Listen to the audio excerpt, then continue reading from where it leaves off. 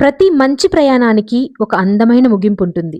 అలాగే success park academy summer క్యాంప్‌కు కూడా ఒక మధురమైన ముగింపు లభించింది. సక్సెస్ పార్క్ అకాడమీ నిర్వహించిన సమ్మర్ క్యాంప్ విద్యార్థులకు ఒక అద్భుతమైన అనుభవంగా నిలిచింది. ఈ సమ్మర్ క్యాంపులో పిల్లలు కేవలం నేర్చుకోవడమే కాదు, ఆనందంగా, ఉత్సాహంగా కొత్త విషయాలను తెలుసుకున్నారు.